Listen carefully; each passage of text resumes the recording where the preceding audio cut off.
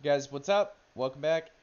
Today we're going to be talking about shield units. How they are, or what they are, how they work, where you should be putting them in pushes, and really how to utilize them. Let's go ahead and jump right in. So in the unit tree, you have the Iron Cap Spearmen, you have the Imperial Spear Guards, and in the Chivalric tree, you have Spear Sergeants and Domains. Spear Sergeants, because they are the cheapest heroic era unit you can get, I would definitely recommend them being one of the first units you rush as a new player. They have cover commander, so they're pretty good. They're not as good as some of the other shields with the new seasonal stuff coming out, but they're pretty solid as one of your first units you get as a new player. So this gray spear militia and this domain spearman here, they don't really soak up a whole lot of damage. You're mainly just using them in siege as a filler unit. The best thing you can do with this is put them up in a death ball or in a push to just block the ranged fire, because shields in general are there to soak some damage and block the ranged fire.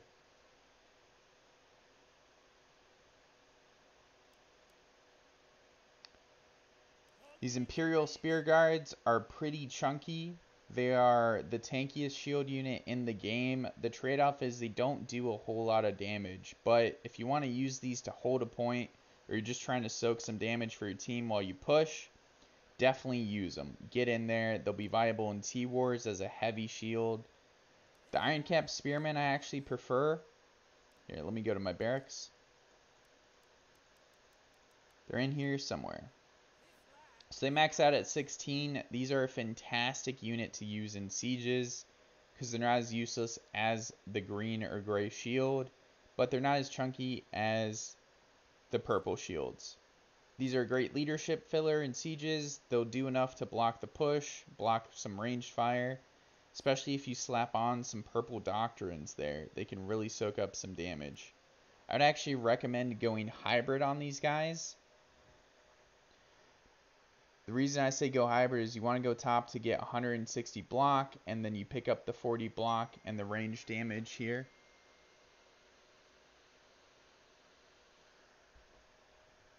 Sorry about that, I just got a text. The way it works is once your block is down on a shield unit, they're pretty much very vulnerable and gonna get wiped. Your biggest issues with these guys is a short sword belly flop or a maul just running in and using Bonebreaker or Maelstrom on you. And that's going to be the case with any shield unit. Some of the new seasonal ones that we've seen that are pretty good. The gray hairs are sort of a weird shield. They don't really block the ranged fire, but if you need to block a small alleyway, they're really effective because they do decent damage and they're really tanky. Also, the cool thing about them is they're immune to CC with their last stand ability, so you don't have to worry about short swords coming in and knocking them down, or any hero in general with their dismount off their horse. So in T-Wars, you're going to see a lot of these stalwarts. They're pretty much the bread and butter because they are a good shield. You put your block doctrines on them and the defense ones, and they'll tank a lot. But unlike the Imperial Spear Guard, these guys are actually able to put out some decent damage with their advance and brace. So let's go ahead and get in some gameplay.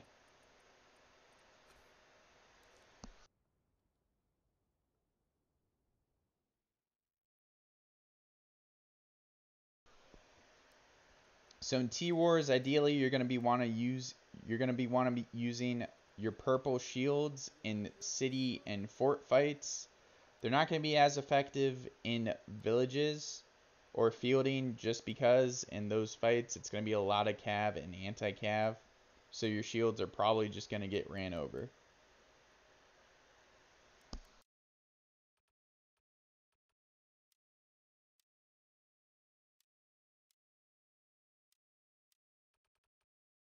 I can't seem to find my Imperial shields, but that's fine. They're basically just a tank unit. You don't have to worry about them too much.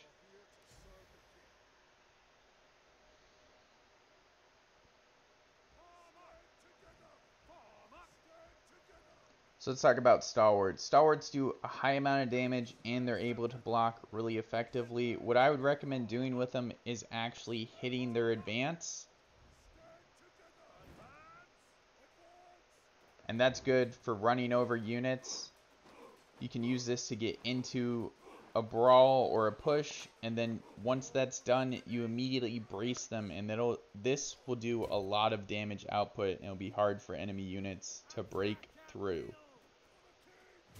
Again, your biggest issues with shield units in general are short swords or mauls coming in and breaking them up.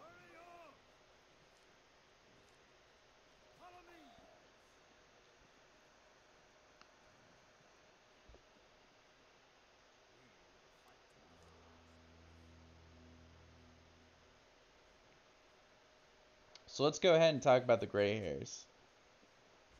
The gray hairs are new this season, season 8. We're on the, I want to say Qin Dynasty. I know it's with a Q. I'm not pronouncing that right at all. So the charge on these guys is pretty good. I'd recommend going top line on the veterancy. You should also go top line with your stalwarts as well. These guys are pretty solid in melee combat. I would recommend just using the charge as a gap closer. They're pretty good here because they're just picking on low tier units, but in compared to some of the other shock troops and pikes you'll see, you definitely don't want to be going brawling with them. The way you really want to utilize this unit is keep them in that tight shield formation and keep pressing the one ability. They'll get that last stand, they do a lot of DPS, and it's really hard to break up. So you just keep pressing one all the way through your battle, and you can pop your 2 to become immune to CC, and just keep advancing all the way through. One thing to keep in mind is the way the one button works is it is based off where you're facing your camera. So if you're looking at them, it'll be straight in front of you.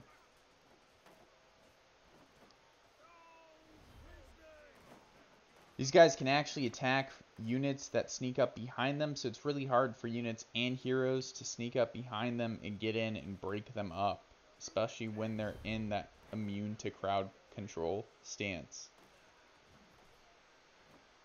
A cool mechanic about them is you can pull them out in battle with the supply point no matter how many units are left. Normally, once a unit gets below 33% of its total unit, you can't pull it out anymore. These guys you can pull out at any number and it'll balance out between the 3 different weapons it'll have. So say you only have, I like easy math, so we'll go with 12 guys left. If you swap them at supply point, you'll get 4 shields, 4 swords, and 4 pikes when you spawn them in.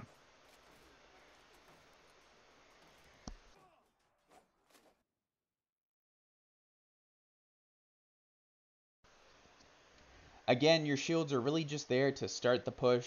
They're going to be the first ones you see in a push. They're there to soak the damage, maybe do some damage if they're stalwarts or your gray hairs. But they're ideally there to tank, which is what the class is based around. The Spear Sergeants have Cover Commander along with the Imperial Spear Guards, which is pretty good for running around or just going in and deathballing it. Whereas the gray hairs or stalwarts don't really have that ability to go into Cover Commander. When it comes to veterancy, I'd recommend going bottom with the Imperial Spear Guard, top for the stalwarts, and top again for the gray hairs, and then that hybrid build I showed earlier for the iron caps.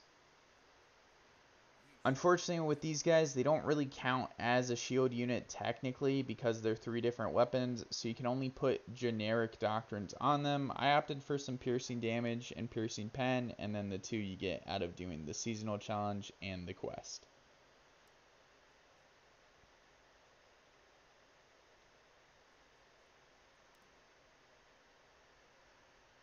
Now, this is an important thing to keep in mind when it comes to honor upgrades for units. The honor upgrades not only apply to the base units, but they also apply to the seasonal promotions for those units.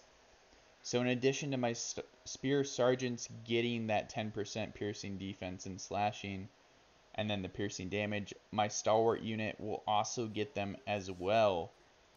And it is the same thing with Men at Arms. because I unlocked these upgrades here, they'll apply to my Men-at-Arms unit and my Paladins. And it's the same way for any base unit and its seasonal promotion variant. It's just one important thing to keep in mind when using these units. Thanks for coming in. I hope this video helped you a little bit on understanding mechanics and what you should be doing. The important thing to keep in mind is if you're a shield unit in T-Wars, just keep moving forward. You're the first in line. No other unit should be in front of you as a shield unit. Everything's going to be behind you. You're there to soak the damage for them.